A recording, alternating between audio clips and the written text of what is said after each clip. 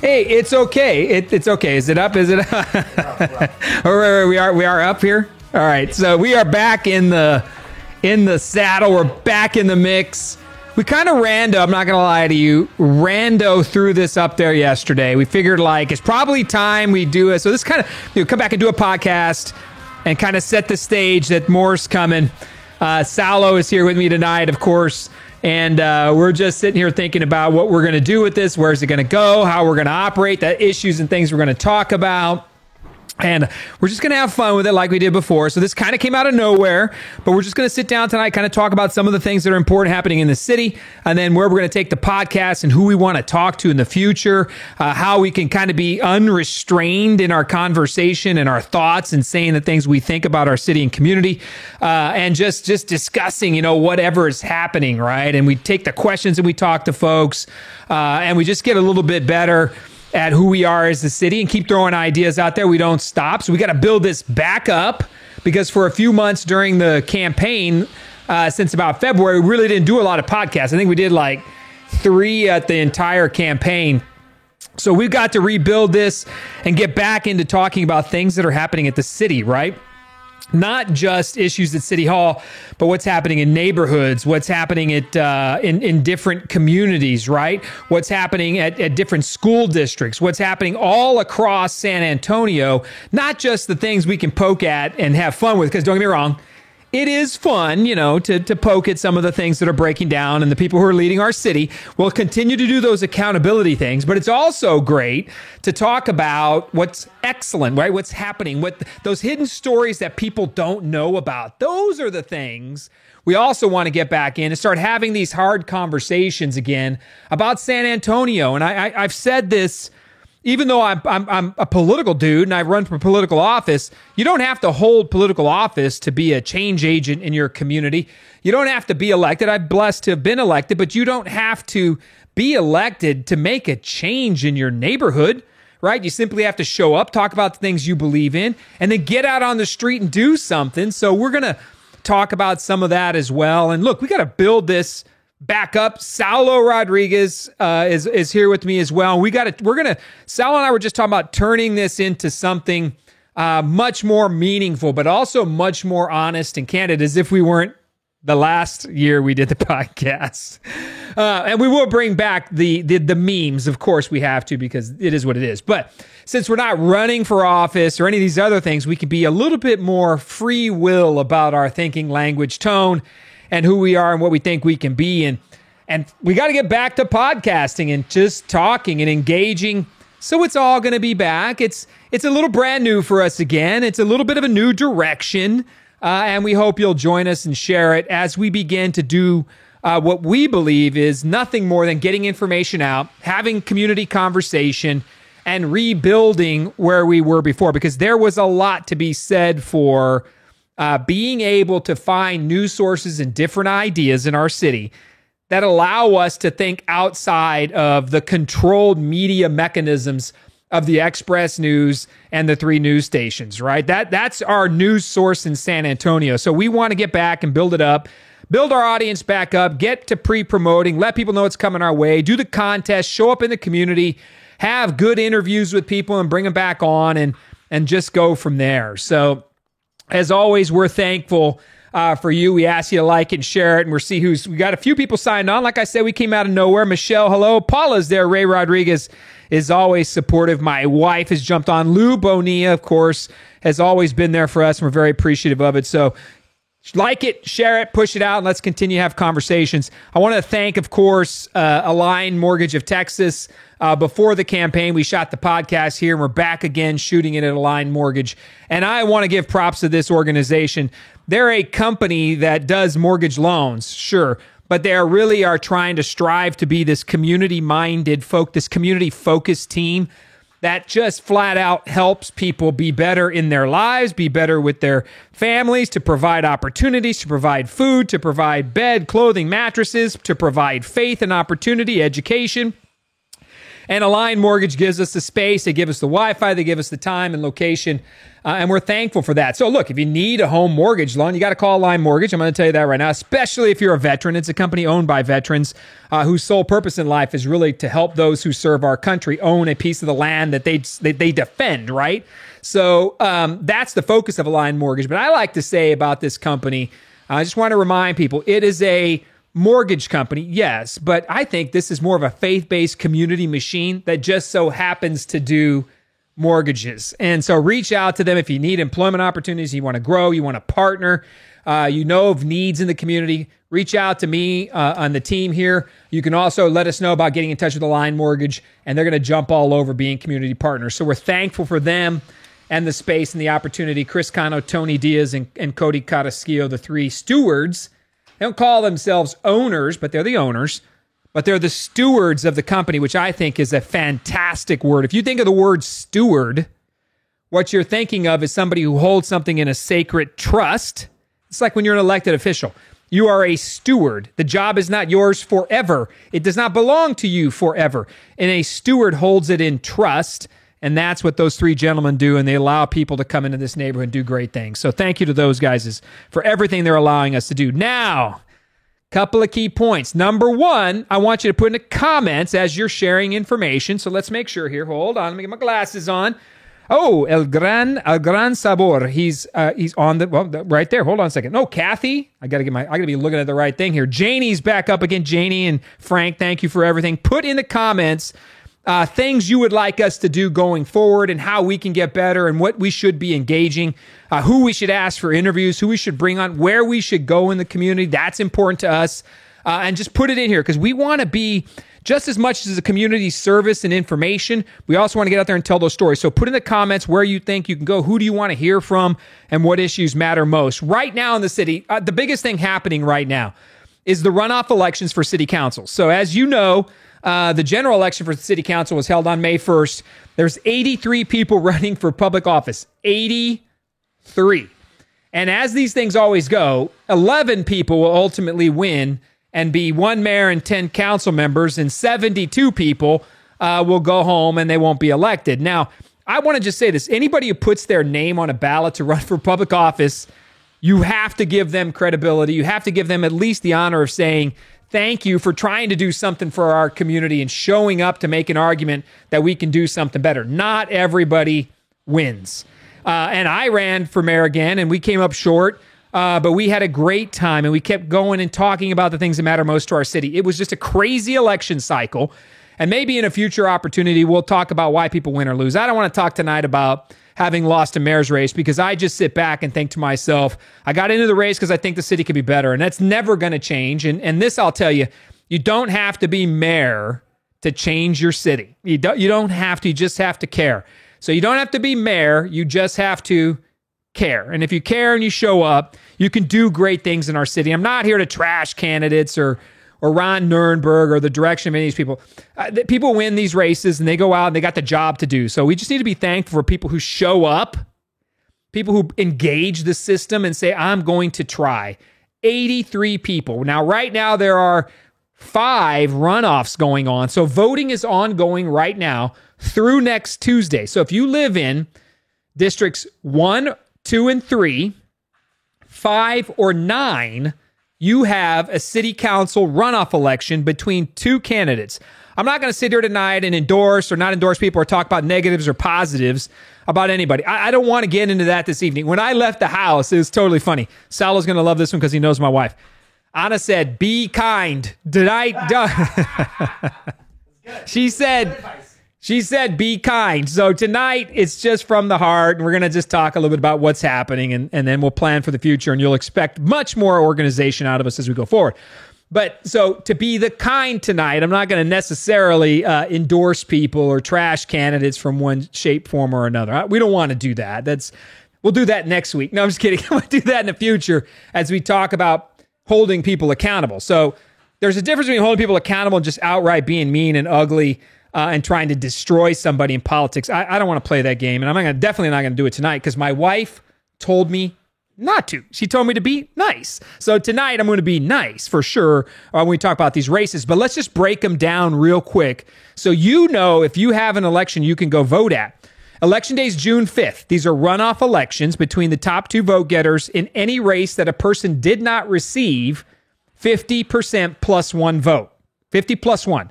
So we've got 5 of those races. Early votes through Tuesday. Memorial Day is Monday, so there will be no voting on Sunday or Monday, but you can vote through Saturday, and then you can come back on the following Tuesday and vote. Runoff elections generally see a tougher turnout scenario, so we do need people to come out. These races are very important. I always tell people nothing affects your life more than a local city council election. They're in your business every single day. So show up and give a vote. Now, let's break down some of these races because I think it's important that you know who's running and who's not, right? So District 1 is a very interesting race. If you live in District 1, you're mainly downtown, up I-10 in the Monte Vista area to Delview, Shearer Hills Ridgeview, right just east of Olmos Park, and you dip down a little bit south into Fredericksburg Road, and then you swoop in and you take in all of downtown down to King William. That's District 1. You're seeing a race between the incumbent Roberto Trevino and the challenger Mario Bravo.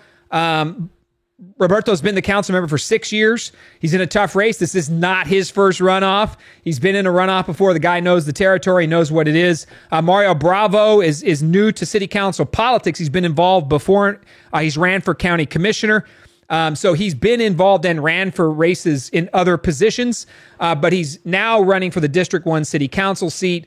And look, that is the core of downtown District 1, and they are a specific type of neighborhood and community in there. You got to think about that. Downtown set's a little bit different than Monte Vista, a little bit different than Delview, a little bit different. You go up by North Star Mall, and all of these folks now are having to choose this scenario. Council member Trevino has one more term left, so he's term limited if he wins. So if the council member, if Roberto wins again, he's out in 2023 no matter what.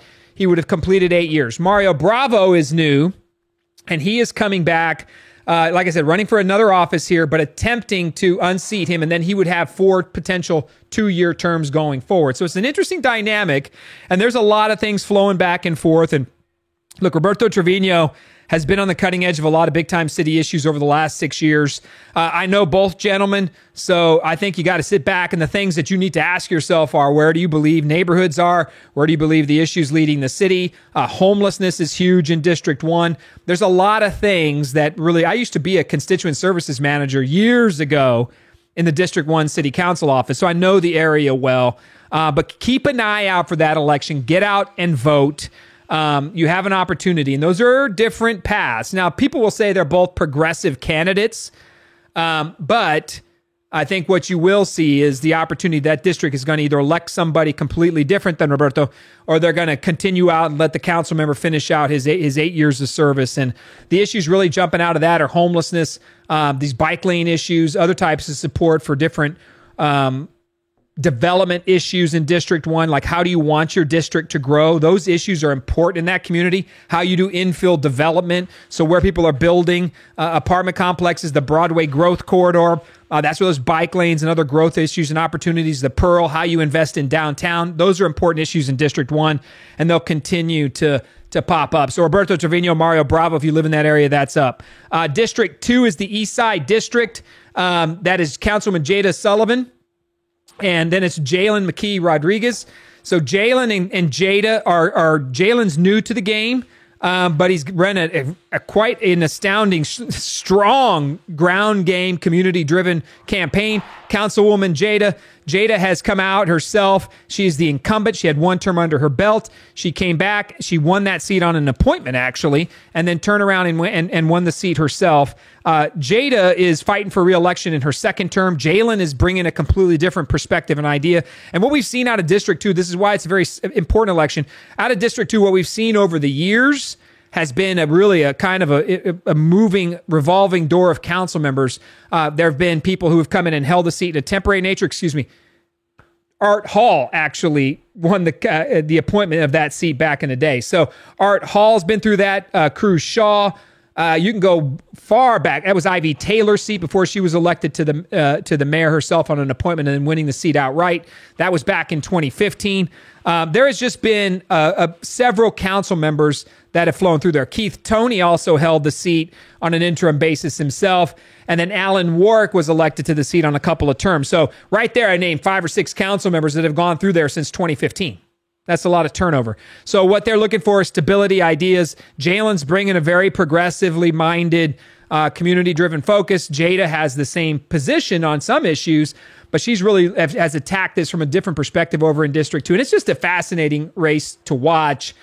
District 2 needs steady, consistent leadership, and they need those opportunities. And that's what the residents are going to ask for. And there continues to be gentrification issues over there, opportunities, job growth, crime.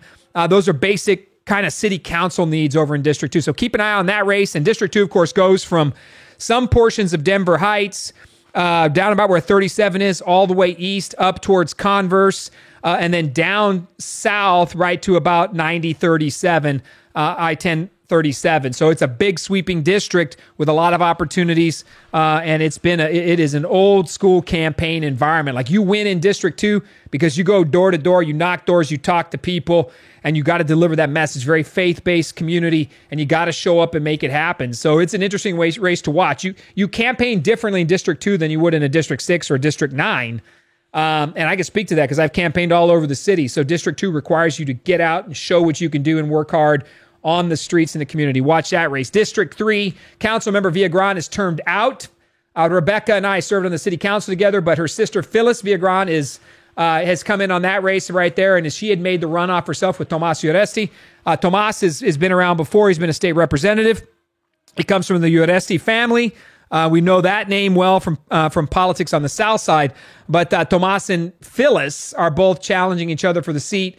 Again, you look at those issues down in District 3, that gets into the same type stuff. Growth, opportunities, streets, sidewalks, showing up, answering calls, service. Those things all matter down in District 3. You got Brooks City Base down there. You got huge opportunities and growth pattern going on down in District 3. That place is booming, and it's got a lot of growth heading out east to 37. That comes right down where cuts right from about Military, heading down in 35. Heading all the way east to 37, and on the other side of 37, Highland Hills, in that area over there, it's a big sweeping district. That is a huge city council district, but that back to basics mentality matters in District 3, and you got to show up. It's about job issues, money, opportunity, development, and of course, crime continues to be a huge issue down there. And there's the historical area down there as well. You've got the missions down there. You got World Heritage sites. So all these conversations, Tomas and Phyllis are arguing over who's got the better plan for that. And then you go into District 5. District 5 is a West Side, heart of the West Side council campaign right there. You've got Rudy Lopez and you've got Terry Castillo, and that's a very different race. Shirley Gonzalez held that seat for 8 years. She is termed out. Before that, you've seen faces like David Medina in there and different people, Lourdes Galvan. Different people have held that seat over the years with different approaches. Terry Castillo brings a super progressive agenda and groundwork, hard work on the ground ethics type campaign. And she's really worked hard to put herself in a position. She led coming in to the runoff. Rudy himself was in second place. And it's just a different contrast of individuals. What you like in watching political races is a stark choice and a difference, right? And I think you get that with Terry and with Rudy. They bring a different mentality and different ideas and set a game plan to what they want to do for the community. District 5 has a lot of needs. They've got Haven for Hope in that area. They've got infrastructure issues. They need jobs. They need development and growth. UTSA is about to build out right there and expand at the heart of District 5. So you have to recognize that some of our districts, specifically 2, 3, and 5, have been left behind and are the same as they've been for the last 40 years. District 5 needs its fair share of resources and its ability to build good quality housing, good quality jobs, right, and infrastructure into that neighborhood and community. And both of them are presenting different plans and ideas, and you just got to dig in deep on that one. And the thing is, not a lot of people are going to vote. This is what's kind of, when you watch these things, a lot of people don't vote in District 5. So it may only take 3,000, 4,000 votes to win that council seat. Now, there could be a higher turnout this go-round, but we'll see. Doesn't look like it. But it may only be 3,500 or 4,000 votes to win a council seat in District 5. It's just who's going to work the ground game, who's going to show up. Again, campaigning in District 5, the heart of the West Side is on the ground, door-knocking campaign. You got to show up. So that's District 5. And then I'll wrap up with District 9. This is another fascinating race. John Courage is up for re-election for his third term, and he's running against Patrick Von Dolen, who is in his third race for the city council seat. He took John to a runoff in the past. John Courage came over the top and won. John gunning for his third. This is a completely different race than you would look at a District 5 or a District 2. The problem in that race is that's a lot of voters coming out in District 9. It's going to cost a little bit more money, and those issues center around crime. They center around controlling development, making sure neighborhoods are taken care of, customer service, right? People getting phone calls answered and returned. And then that is a heavier, I would say, Republican or conservative-minded area, and they have a different mindset about what they are. It is a more wealthier side of town. We know that. Property rights, property values, property taxes matter up there. I mean, it's just a different mentality than if you're over here campaigning on a District 5 race, right? Because it's a when I say different mentality, because it costs more to run in District 9. You probably have 15,000 to 20,000 voters in District 9 that are going to show up.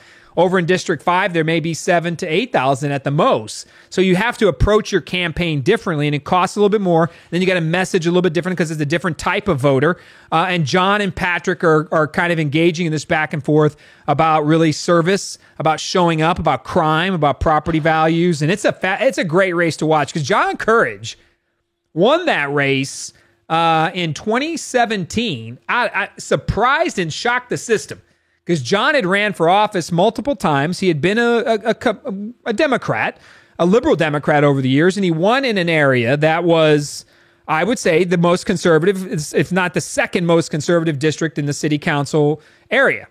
That's District 9. And District 9 runs from straight up, you're going up 281 that cuts right through the heart of it, and it starts right there about Vance Jackson I-10 and swoops up, takes in Stone Oak and all these other areas out there. So it is a very conservative-minded area. Now, John won that seat, and some will say, shock the system. I'm one of them. I've served with him. I know John is a good man. I also know Patrick, another good man.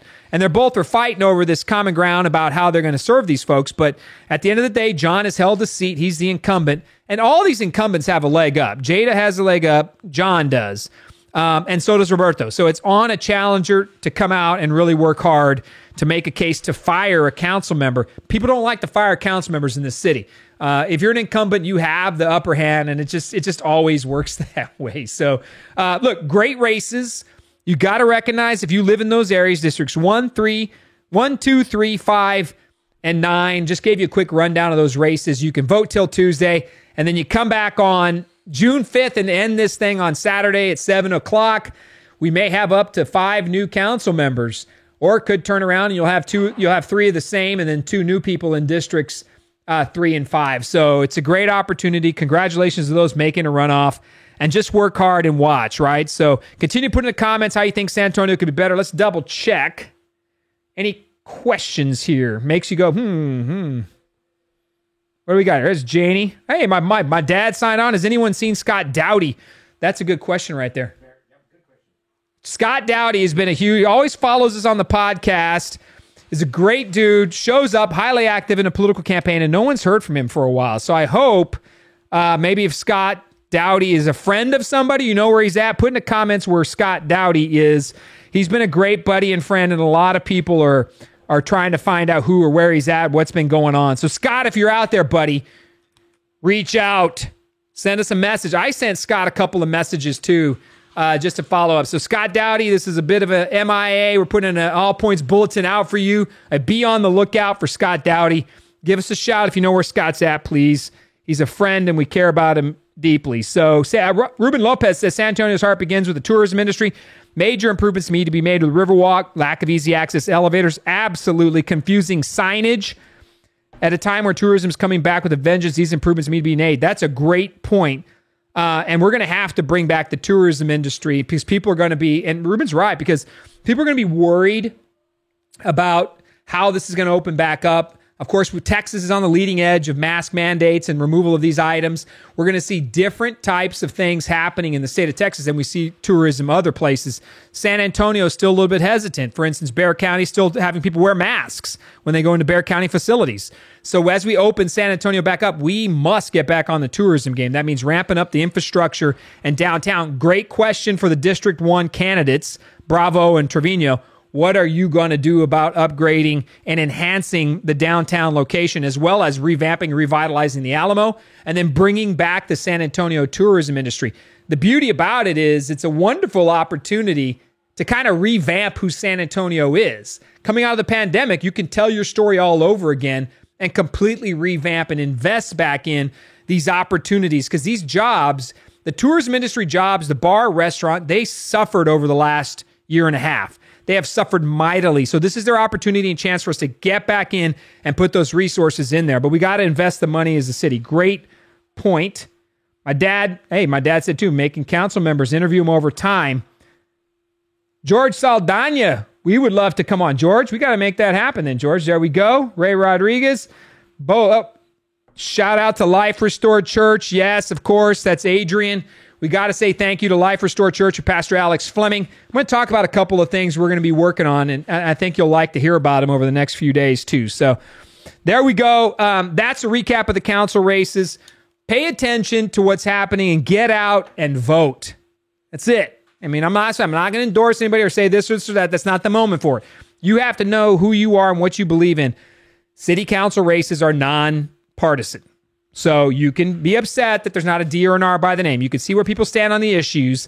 But I like the fact San Antonio is nonpartisan. I always have, because it attempts to remove the politics of identity politics out of it. And if we have an opportunity to really just say these are the issues, and people say all day long, potholes don't know party. But that's absolutely true. Crime doesn't care if you're Republican or Democrat. When things break down and that call comes in, city doesn't need to answer, hey, are you a Republican or a Democrat before I offer service to you? It needs to be blind to the political machine. That's why being a nonpartisan city has always been a great asset of San Antonio, and I think it has worked for a lot of years.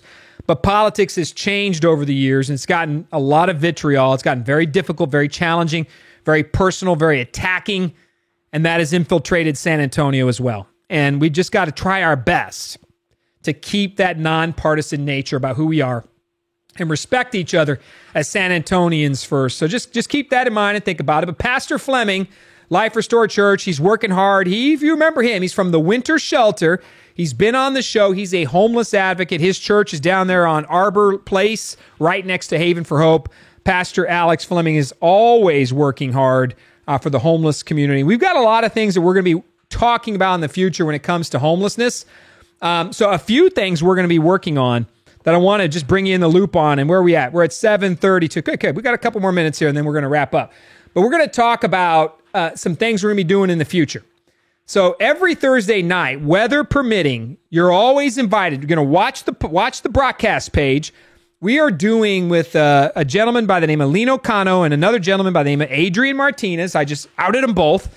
And Lino is the gentleman who started this. This guy, Lino, has a heart of gold. The dude just loves his community. He just wants to help. So I know him through the mortgage business and life, and I know his brother well, and he's just an amazing person. So he created this idea in his head. Said one day I'm showing up at Woodlawn Lake, and I'm going to be handing out food. You want to come help? So I said, heck yes, let's show up, and we'll bring different types of, whether it's pizza one night or we cook hamburgers the next. Lino shows up, I show up, other people show up, and we find on the trail at Woodlawn Lake, we find a grill or a pit and a picnic table, and we legit start handing out food like total random to people walking by. Last week we did hamburgers, and I think there was 150 hamburgers. I bought paletas, so there was 150 paletas. We had drinks and water. And people are walking through the trail, and we're just like, you want a hamburger? You know what? And then people are like, well, what's the catch here? How much does it cost? It's like, so it doesn't cost anything. Number one, we're just praying for our city. We're thankful for you. But we just want to do a community good deed. And it's like a random act of kindness. It's called a good turn. Like, you just show up and you do something random because you care. And we want to kind of try to I think just build this bigger in different areas of the city and do things. So we will be tomorrow night out at Woodlawn Lake about 6:30. I think we're doing pizza. I'm not sure. Little Caesars has this great $5 pizza box. Yeah, you get a box full of pizza and a soda for $5. It's like insane. And if you know Little Caesars pizza, it's pretty good pizza. So we get this box of pizza. So Lino shows up with them before, and he just drops them down. And people walk by. He draws the signs. I show up. He's draw a Paletta sign too, so we can stake them in the ground. And we just bless people as they walk by and let folks know that San Antonio is a city that loves and cares. It doesn't matter who you are. You can do a good deed in your city. So we will be there tomorrow night, Thursday, sometime between 6 and 6:30. We'll show up. You're more than welcome to join us. Drop in, drop by, say hi.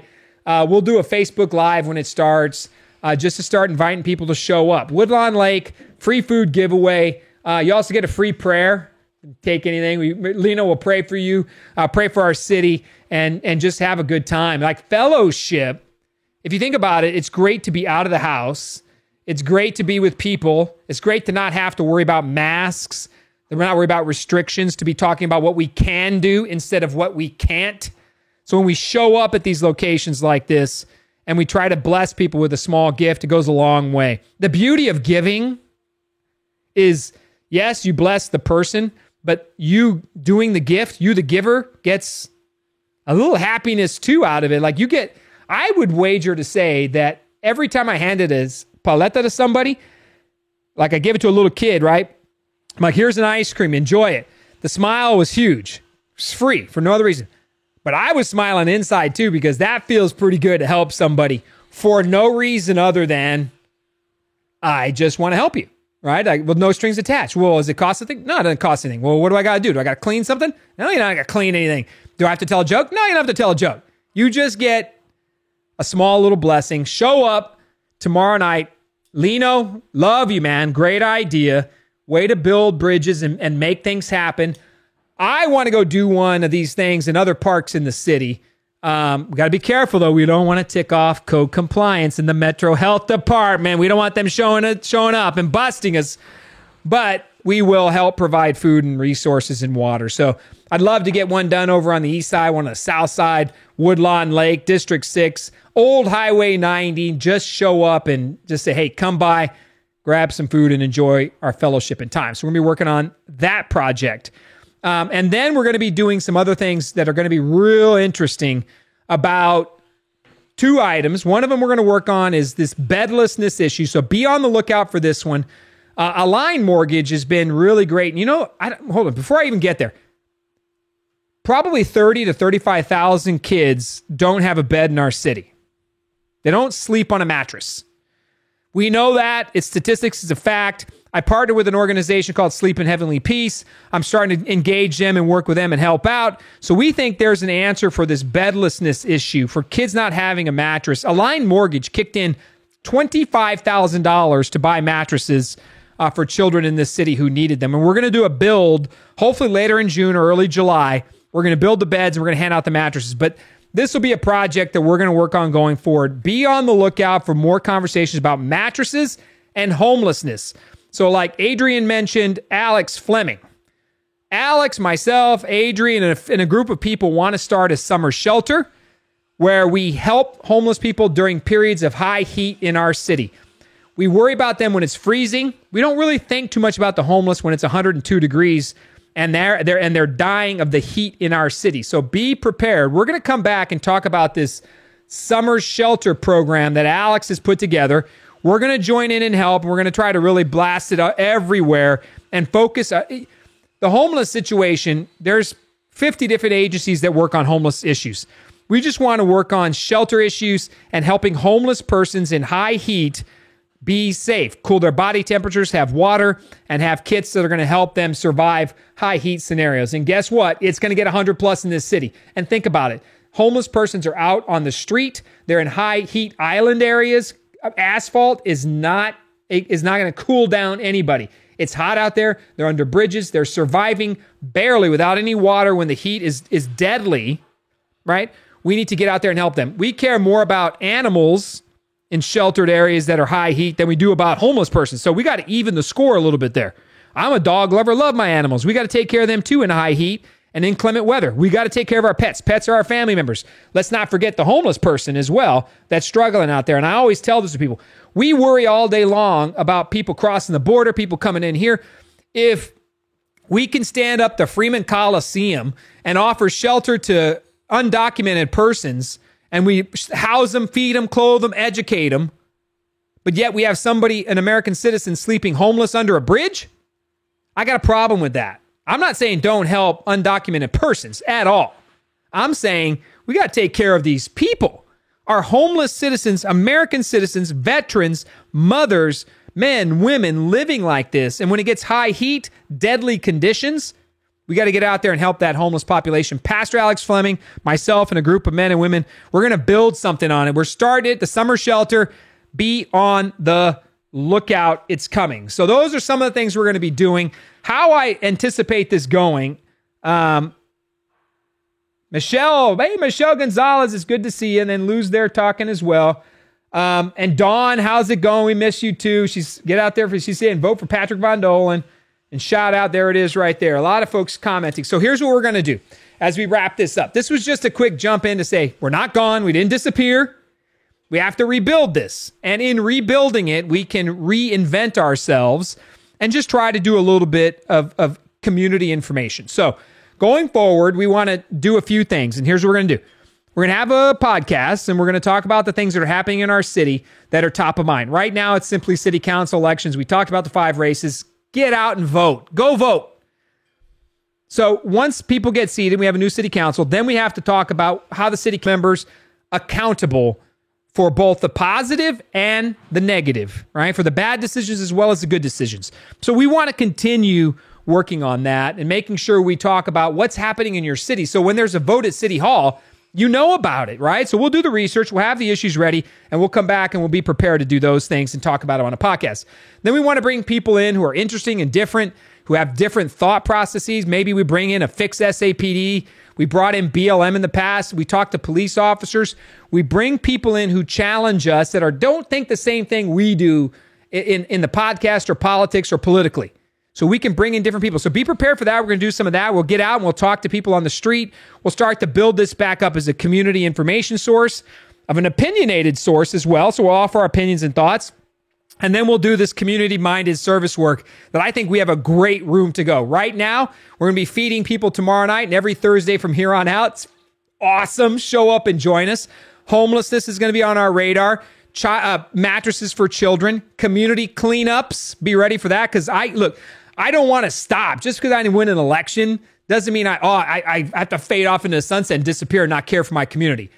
If you are one of the 72 people who did not win a city council seat or did not become mayor, here is your test. Are you going to just quit and disappear? And did you do that because you only wanted the job because of the title? That's a call out. So if you ran for office and I never hear from you again, then there's a reason why you've never won and you never will win. If you only showed up because you just wanted to call yourself a council member, and if you didn't get the job, then you just quit and disappeared, then the citizens made the right choice. Right? If you only cared in so much as you're the council member, I don't know what to tell you. Don't run for office again. If you want to be a council member and you want to keep working towards that, or you want to be a mayor, or you want to be a state rep or a county commissioner, then show up and don't stop. And if you don't win now, you may win later. And if you don't win that job, it could be a different job. All these things converge in you not quitting if you don't win. And sometimes, look at Patrick Von Dolan. He's on his 3rd run. Guy's not quitting, continuing to show up. He's out there, does his work. He's going to continue to come and continue to work hard. There'll be a point perhaps when maybe if he doesn't win, he decides his community service can come in another manner. But I lost a race and I kept coming back. And I showed up and I didn't quit. So if you want the job, it may not be now. It could be in the future. So 72 people who lost. Show up. Don't quit. Keep going. Go to the neighborhood association meetings. Don't forget who voted for you. Be thankful for those people. Keep hustling. Show up. Do the work. And if you do get blessed to win in the future, go even further in, pour into it. Don't stop. If you don't ever win, and I've lost, it hurts. It hurts. But to never try at all and to quit and give up is not an answer. So I came back because I did it for my family. I want to make sure my children saw me never quit. Plus, I just love the work, man. I love it. It's intoxicating to me. I don't need to be the mayor to continue to help homeless people or to find a mattress for a child or to clean up a dump site in District 4. And if you think that you have to do that, well, then you got a long ways to go what it means to be a community servant. We don't always win. I know that. And in the future, maybe a show or two from now, we'll talk about what you learned from losing. Tonight, I just want to challenge you to keep coming. Don't stop. And the system will try to stop you. It will try to slow you down. It'll try to say you are not good enough, do not show up, do not be here. We told you no once, therefore you must stop. Do not ever reappear. The media may attack you. The candidates may attack you. People may come after you. And if sometimes you need to change your approach and be a little bit different and be a little more open, do it. If you break through and you get a chance and you build those relationships, don't disappear and stop. Keep coming. They'll vote for you eventually. And you just keep moving, right? Movement. That's the answer. Get in there. Help our community do the best. So that's the focus of where we're going in the future. We will be back soon. We'll put up a promo and we'll start making sure we're getting a little more active and letting you know when this is about to happen. We are always thankful for you who tunes in. We're going to need you to continue to push this out there. This was a random get back at it. Let's make sure we get the cobwebs off podcasting. The microphone still works. I can still talk in coherent sentences. Saulo and I didn't have food tonight. That's probably why we were a little lax. We needed more. We needed our wings before the podcast. You will always be able to join us. If we do a podcast, we'll have food beforehand. You're more than welcome to join us at the location and just break bread with us and have a good time. We love you. We appreciate you. Let's not stop doing the best we can to get information out. We will always care, right? People don't care how much you know until they know how much you care. So show up, do the job, be here a part of it with us, give us the ideas where you want to go, and let's make it happen. We appreciate you. The broadcast is back. We are not going to stop. Energy, focus, our city, our San Antonio. Let's keep moving. Let's hold people accountable. More importantly, let's get in it together and do great work. And as always, we will see you soon. Promo coming for the next broadcast. I will pop on a live feed ASAP to let you know where we'll be tomorrow night. But we appreciate you. We love you. The broadcast is officially out.